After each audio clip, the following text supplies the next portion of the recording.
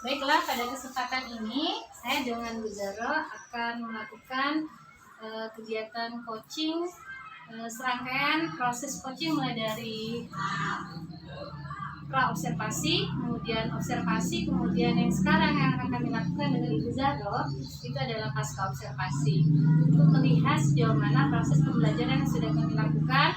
Baiklah, saya akan berterima kasih kepada Bapak Fasilitator saya, Bapak Nur Ismaili Taufik SPD, MPD, dan Bapak pengajar praktek saya adalah Bapak Abrizal Manik, SPD.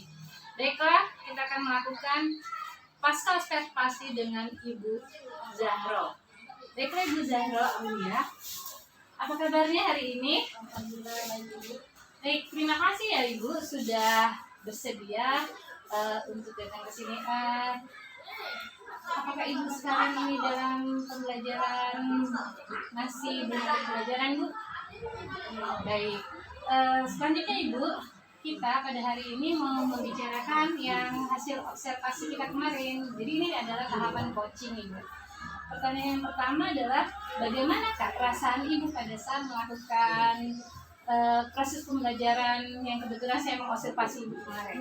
Perasaan saya yang pertama pastinya kan jika dipantau seperti itu kan pasti kita ada rasa deg-degan seperti itu kan bagaimana proses pembelajaran di kelas itu, takutnya nanti tidak sesuai dengan kenyataan ataupun dengan yang harapannya seperti itu.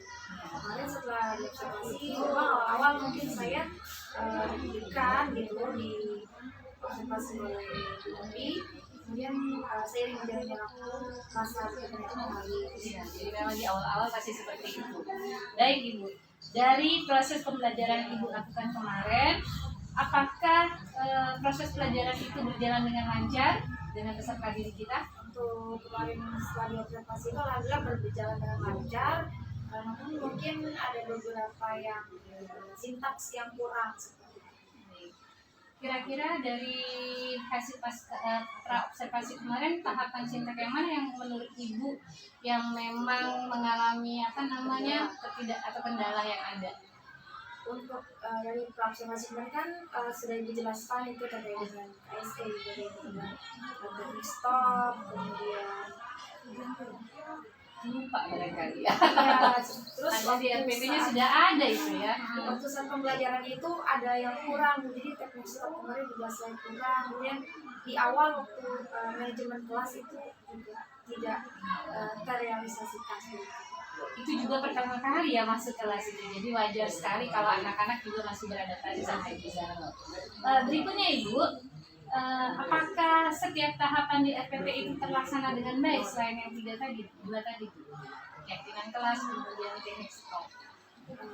Ada yang kemarin kan waktu pembelajaran diferensiasi, kami RPP itu ada integrasinya pembelajaran diferensiasi. Namun waktu di produk itu saya lupa menyampaikan itu. Jadi kan produk harusnya berdifferensiasi, misalkan ada yang membuat poster, ada yang dalam bentuk video, ada yang bentuk tulisan, itu lupa saya di akhir pembelajaran. Tapi itu dilakukan ya saya lihat, cuma tidak disampaikan. Iya, itu kalau dalam bentuk produknya. Kalau untuk prosesnya sudah dilakukan dalam bentuk video.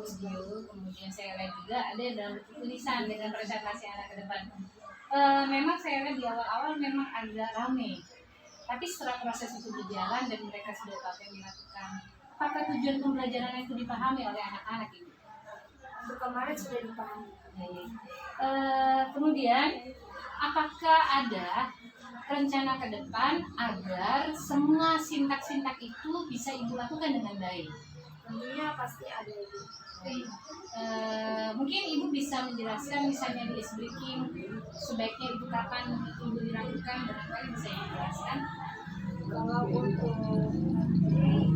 S-Breaking itu sepertinya saat siswa mulai situasi tegang atau siswa sudah mulai pusing seperti itu sebenarnya beberapa S-Breaking. Jadi S-Breaking tidak harus pembelajaran bisa di tengah. Mungkin setelah melakukan kegiatan dengan membagikan KPR kemudian sudah melaksanakan juga bisa atau di awalnya. Kemudian teknik stop barangkali itu juga sama sebenarnya. Hanya barangkali teknik stop tekniknya itu karena anak stop untuk semua kegiatan. Jadi itu bisa dilakukan pada saat baik. Kemudian kira-kira keunggulan apa yang Ibu lakukan pada saat proses pembelajaran ke depan, pada saat anak-anak sudah melakukan proses pembelajaran, agar anak-anak itu pemahamannya cukup mendalam pada proses pembelajaran. Hal yang akan dilakukan. Iya. Mungkin untuk kedepannya model pembelajaran agar tidak monoton, jadi mungkin model pembelajaran kedepannya dibuat bervariasi. Tergantung pada materinya itu diperlukan video atau apa, karena hanya kita menjelaskan model metode ceramah itu sebenarnya kurang dipahami siswa, harus ditampilkan video. Dan barangkali itu praktek juga barangkali Bu ya itu ya. Kemarin itu saya lihat sudah ada sih, cuma memang di awal-awal ramis sekali. Cuma saya lihat itu tadi karena mungkin di rumahnya, tapi setelah ada pekerjaan yang dilakukan bersama, mungkin proses pembelajaran saya lihat sudah menarik Bu. Ini sudah bikin kelompok dan setiap anak sudah punya kewajiban masing-masing. Baik. Sekarang saya mau menanyakan Bu, sumber-sumber apa yang akan Ibu lakukan selain misalnya dari melihat apa buku dan sebagainya, mungkin ada yang mendukung proses pembelajaran Ibu, siapa saja kira-kira yang bisa mendukung agar proses pembelajaran Ibu berjalan dengan lancar? Untuk proses pembelajaran biasanya sumber yang digunakan selain buku itu bisa berupa video, itu nanti bisa saya adaptasi dari YouTube seperti itu. Kemudian saya rencananya mau membuat kuis atau latihan itu dalam bentuk online seperti itu, jadi siswa nanti akan bersemangat. Jadi menggunakan kayak komputer ya, jadi kayak online gitu ya.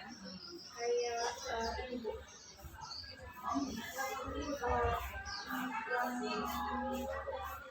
hanya cerdas cermat seperti itu.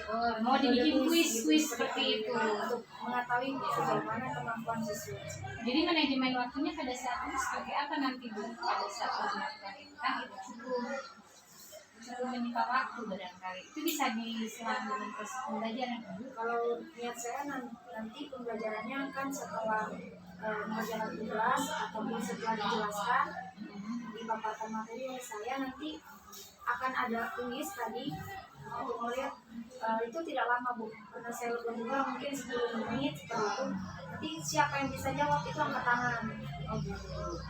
Nanti di quizisnya itu nanti akan sudah tersetting, kalau yang jawab A, nanti kalau salah itu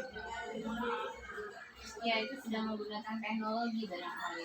Ya saya lihat memang Ibu sudah mencoba itu memaparkan teknik menjelaskan dengan menggunakan bahan bangunan, baru masuk ke materi, jadi persepsi mereka itu akan lebih gampang. Jadi memang memberikan contoh-contoh yang sederhana yang saya lihat untuk ke arah yang lebih khusus, jadi pemahaman itu akan memudahkan mereka mengerti pembelajaran. Baik Ibu, barangkali hal lain misalnya strategi dengan menggunakan misalnya sumber-sumber lain selain yang Ibu lakukan melalui YouTube, barangkali bisa Ibu lakukan apa? Kira-kira Ibu selain menggunakan media internet atau elektronik, kira-kira ada nggak yang real atau nyata yang Ibu lakukan untuk menambah wawasan Ibu untuk proses pembelajaran agar pembelajaran itu tidak monoton? Jadi kemarin saya juga ada ini Bu, dari saat membuat modul gitu, seperti itu. Nah itu saya juga baca referensi yang ada di PNS seperti itu. Di situ kan ada modul-modul ajar yang ya, jadi ya contoh-contoh ya dari aksi nyata yang dilakukan orang-orang sebelumnya. Kemudian juga mungkin berkonsultasi ataupun diskusi dengan teman saat MJMP seperti itu. Di sekolah mungkin juga dimanfaatkan, kita juga banyak guru yang ada sama-sama ya. Oke, baik Bu. Baik, yang sudah Ibu laksanakan kira-kira kapan itu Bu mau dilaksanakan? Karena ada satu mungkin yang untuk memudahkan Ibu, barangkali apa yang Ibu lakukan, buat jadwal atau kayak mana, barangkali mungkin Ibu bisa menceritakan. Kira-kira Ibu rencana-rencana yang Ibu mau lakukan ini kira-kira kapan dan bagaimana langkahnya